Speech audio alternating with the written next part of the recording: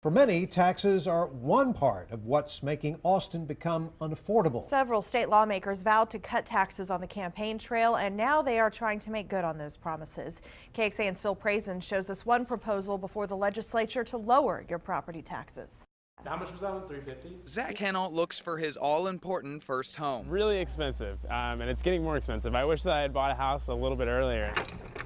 Factor in the mortgage payments, homeowner association dues, and property taxes, and the overall price tag leaves Zach frustrated. Finding stuff that I really like, but it's just a tad bit more than I think that I can afford. $40 a month. Realtor Chloe Chang struggles with that very question every day. She wonders how Austin can become more affordable without sacrificing services.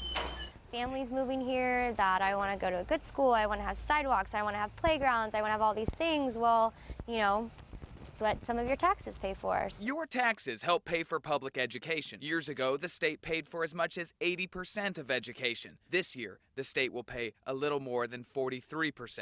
And that burden means higher property taxes. And they count on the fact that your property values will go up so that they will have to put less state money into the public school system. Senator Kirk Watson filed a bill to increase the state's homestead exemption by at least $10,000. He says that would shift some of the burden to fund schools back on the state. Absolutely. The state needs to come up with the corresponding amount.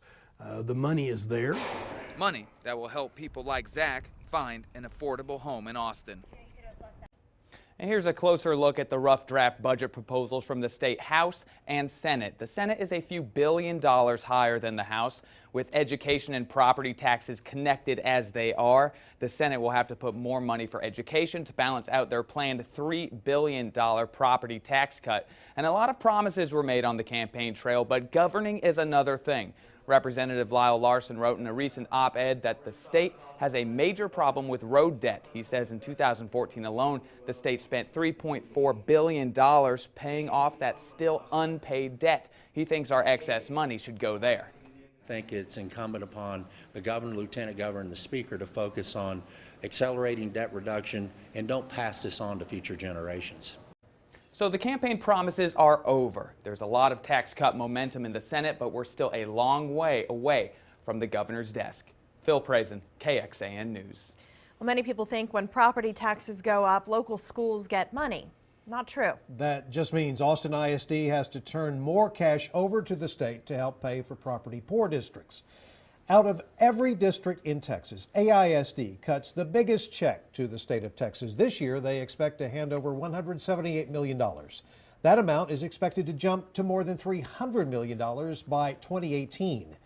It's AISD's biggest legislative priority, keeping more of that recapture money for Austin classrooms.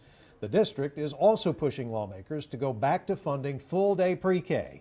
In the last session, lawmakers decided to only pay for half a day. AISD also wants to see the state give schools more money to help English language learners, students whose native language is not English.